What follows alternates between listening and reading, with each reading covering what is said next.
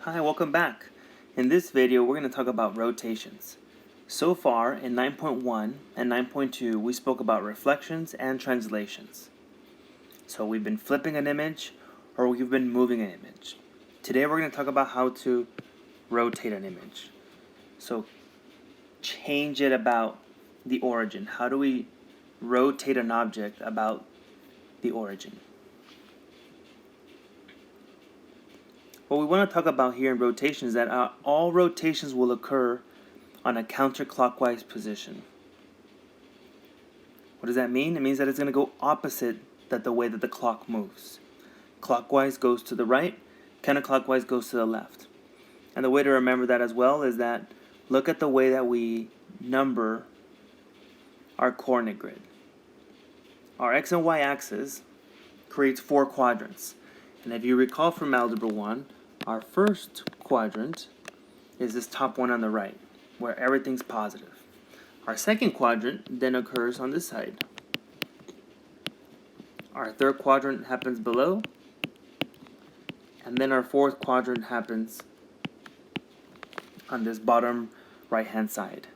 So the direction of the flow of the quadrants is going to be in the way that we're going to rotate an object. And we're going to focus on rotating an object for every 90 degrees. So we're going to rotate it 90 degrees, then 180, then 270, and then ultimately back to the original shape, which is 360 degrees, which is a full turn around the origin. So all of the points are going to be focused on here, and it's going to be like a pivot around the origin. So let's talk about how to rotate this rectangle. We'll talk about the coordinates that we notice, and then we'll see if we can create a rule that describes all of the changes, 90 degrees, 180, 270 degrees, for any object.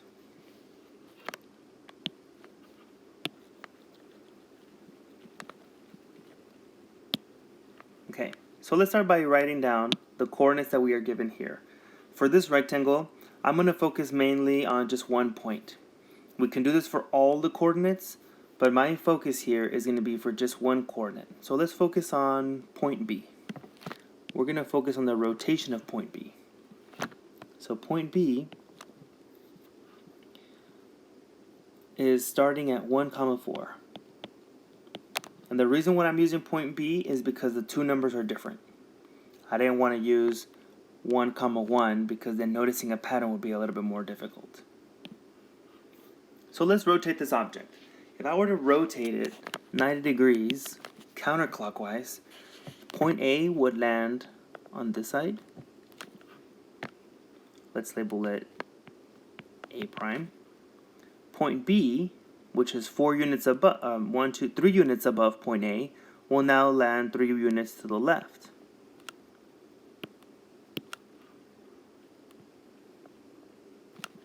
Point C would now land above it, 2 spaces. And point D would land right above point A, 2 spaces. So notice how by turning this shape, or this rectangle, 90 degrees, we're able to move it and make it land on its side. So we're basically rotating that angle to the left, making it land right here. Now I'm going to track point B as a coordinates. When it changed 90 degrees, the location was at -4, 1. I'm going to rotate this again 90 degrees. If I keep rotating it 90 degrees, now it's going to be 180 degrees compared to the original image. I rotate it again. I notice that the rotation is going to land down here for A double prime.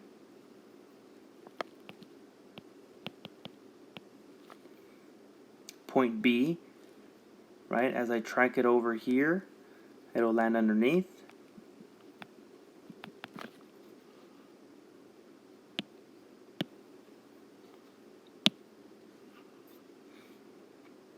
Point C will land to the left 2 spaces. And point D will land next to A.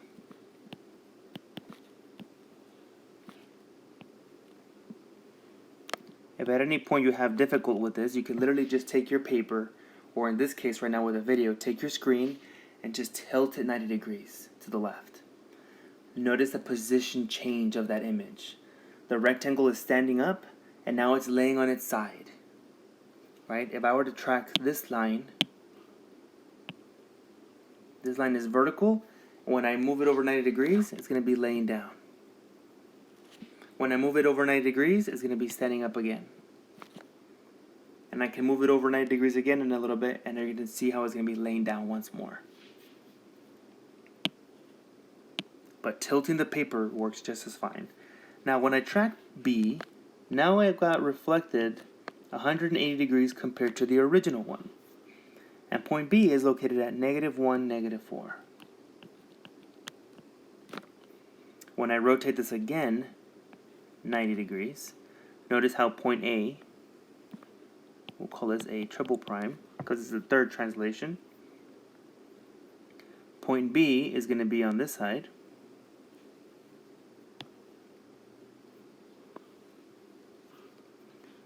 Point B is over here. Point C is below. And point D, actually I didn't do that quite right. Point C is 2 spaces below B, so C is going to be over here, and D is going to be over here.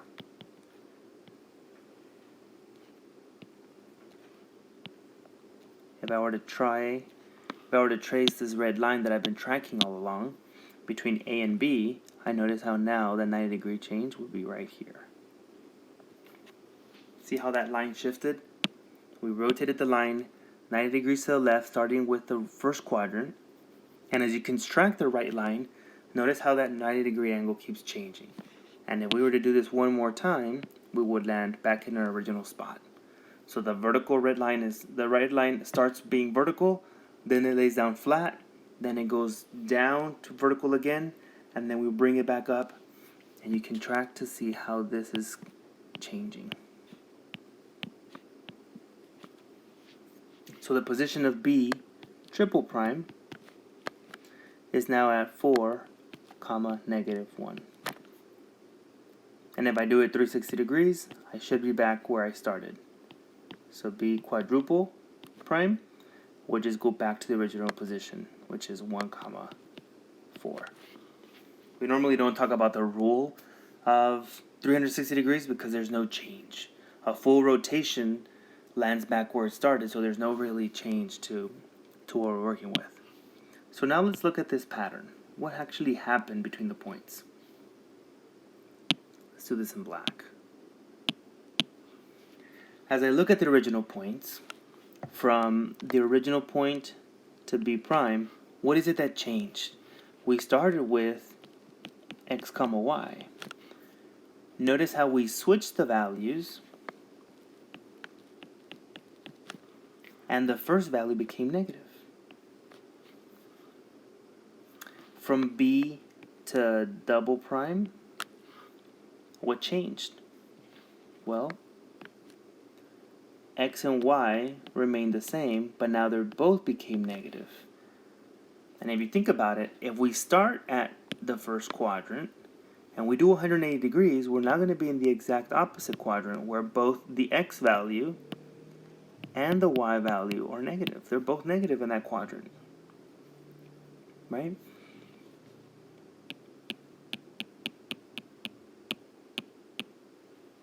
If we look at the last one, 270 degrees, notice how from here to the last part, they both swap, but now the second value becomes negative. And these are actually the general rules for all the rotations, for any object. If you want to rotate 90 degrees, we have -y, x. If we want to rotate 180 degrees, we have -x, -y. And if we want to rotate it 270 degrees, we have y, -x. The way I like to remember this rule is simple. I like to start with my original value. Let's do this in red. The original value is going to be x, y. What I'm going to do for my first rotation, which is 90 degrees. I'm going to switch the x and the y. I'm going to make the first value negative. I'm going to make the opposite of the first placeholder. This right here. That's going to happen every single time. If I want to rotate 90 degrees again, I literally just have to repeat the same process. So, I'm going to switch these two values. Now, when I switch these, I have an x and a negative y. But I have to make the first term the opposite. And this is the degree of rotation for 180 degrees. You see? If I do this again, if I rotate this again 90 degrees, I'm going to switch the values, negative y comma negative x, and I'm going to do the opposite of the first term, which makes a negative of a negative back to being positive. This is 270 degrees. And if I rotate it another time 360 degrees, I repeat the same steps. I switch the values, and I make the first placeholder the opposite. So I have negative x comma y, and then the first placeholder, I do the opposite of that one again, which makes it back to positive. So notice how we start here and we end at the exact same place. And my main focus every single time is to switch the values and make the first placeholder the opposite. Switch the values and make the first placeholder the opposite. Switch the values again and make the first placeholder the opposite. Switch again, make the first one the opposite. If you know this one rule of 90 degrees from here to here, you just have to repeat that rule over and over and over again until you complete the full 360 degree cycle. That's how you're able to remember all of these three rules. So let's do some examples, and we'll try doing with a few different polygons, and let's see how this goes. Here we have a trapezoid, FGHI, with these vertices. I'm going to label these as 7, 7. So the first one will be here. This is F. G is 9, 2. H is 3, 2. And I is 5, 7.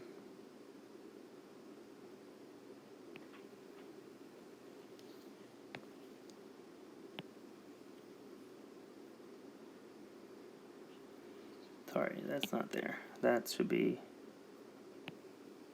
here. So I have a trapezoid.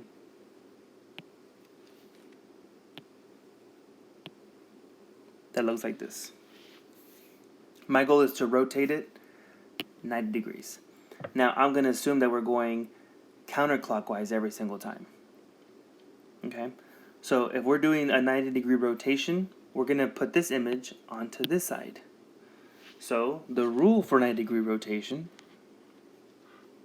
is we switch the x and y values, y comma x, and we make the opposite of the first placeholder. That's going to be the rule. So we do that for F, G, H, and I. We're going to switch the values. So F prime becomes 7, 7, and then we do the opposite of the first term. 7, 7, opposite of the first one. And I can plot that over here.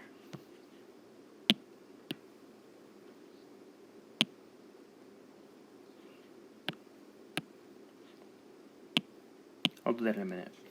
When I look at G prime, I switch the values, 2, 9, and I do the opposite of the first term.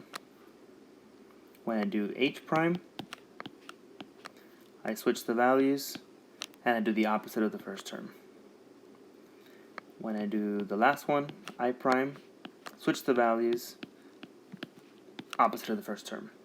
And I can just plot all of these. This is a 90-degree rotation.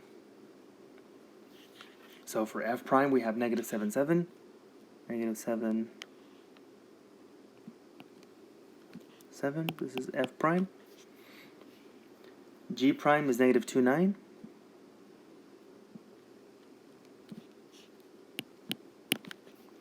When I look at H prime is negative 2, 3.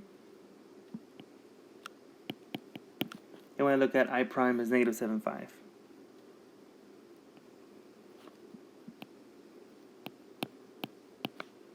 When I connect these,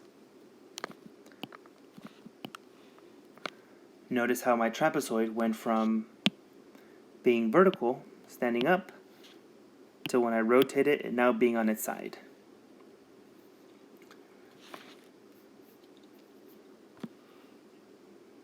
For this next one, I'm looking at doing a 180-degree rotation. 180 degrees doesn't really matter if it's clockwise or counterclockwise because 180 is still on the exact opposite quadrant. So when I plot these points, I have for A is negative 3, 5. This is A. 0, 2. This is B. And then negative 5, 1.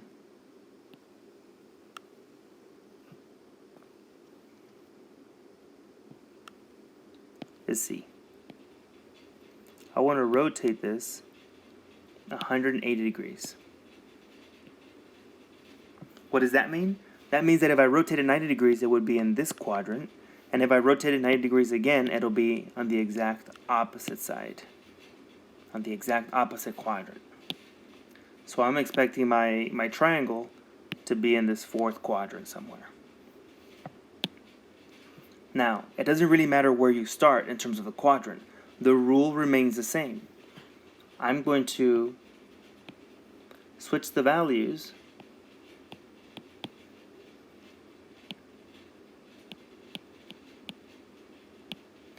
when I do a 90-degree rotation. I switch the values and I make the first one opposite.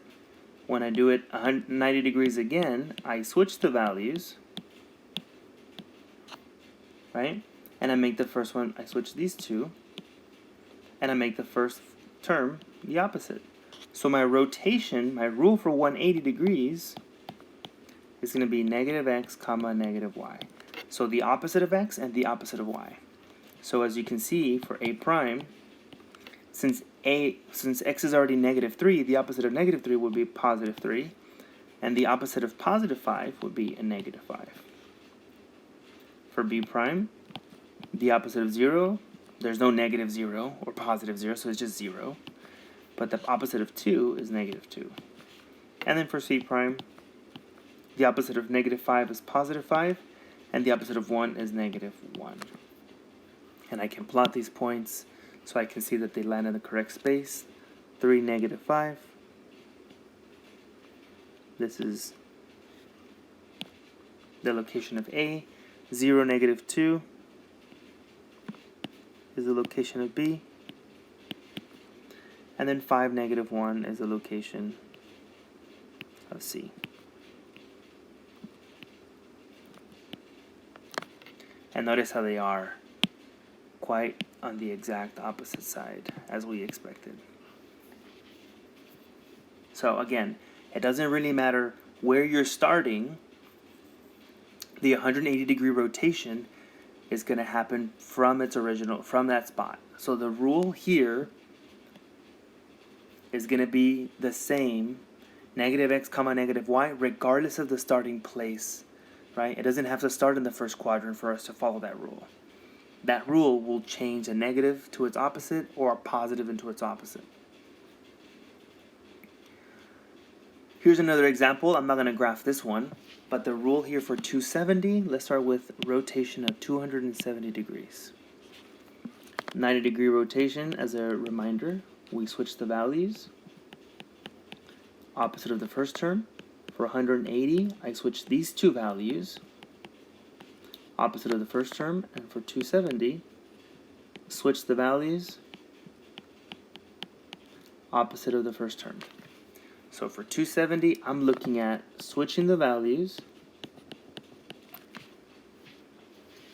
right? I'm switching the two terms, these two, and notice how the x value, will be opposite.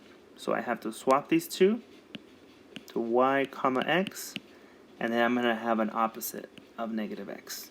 That's the rule that I'm going to be applying here for parallelogram PQRS. So for P prime, switch the values, 7 comma 4, opposite of the second term. For Q prime, switch the values, 6 comma 6, opposite of the second term. For R prime, switch the values, negative 2 comma 3, opposite of the second term. And for S prime, switch the values, opposite of the second term. I can plot the original points for PQRS. I can plot P prime, Q prime, R prime, and S prime, and you can see how they're exactly 270 degrees apart from each other, which is 3 quadrants. Let's look at this one. What are the coordinates after a 180 degree rotation? So here, if I do 90 degrees, I know I'm going to be here. If I do 90 degrees again, I'm going to be on this side. So opposite quadrants is what I'm expecting. The rule for 180 is negative x comma negative y. What does that mean? It means that it's the opposite of x comma the opposite of y, no matter what points you start off with. So a prime, opposite of 1 is negative 1, opposite of negative 2 is positive 2. B prime, opposite of 3 is negative 3, and opposite of negative 3 is positive 3. And C prime, opposite of 2 is negative 2, opposite of negative 5 is positive 5. Again, I can plot the points, negative 1, 2, negative 3, 3, and negative 2, 5. So you can see how this is actually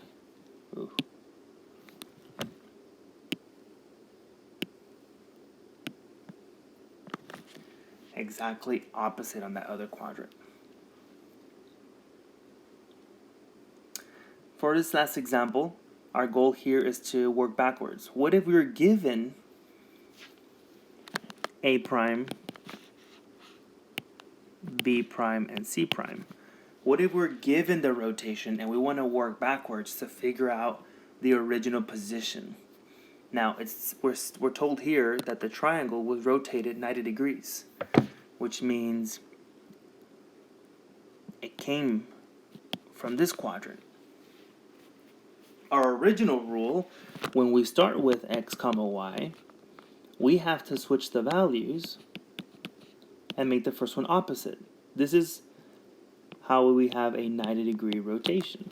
So when I look at these points, if I'm trying to undo it, I'm going to go backwards. I'm going to switch the x and y values back, and I'm going to make this term the opposite. The y value is going to go backwards by doing the opposite sign. Okay? So I'm starting here, negative y comma x.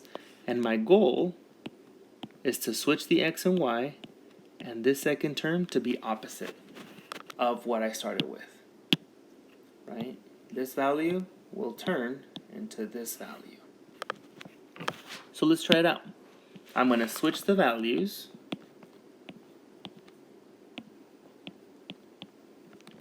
And I'm going to do the opposite of the y on the right side. For B, these are all primes, by the way. For B, I'm going to switch the values back where they came from, and I'm going to do the opposite of the y value.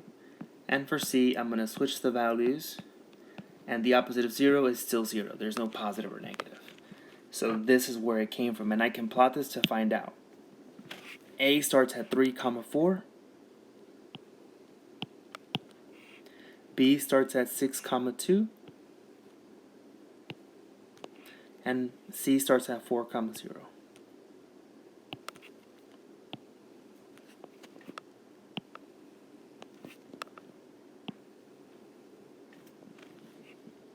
notice how when I rotate it, the A value comes over here, the V value goes over here, and the C value goes over here.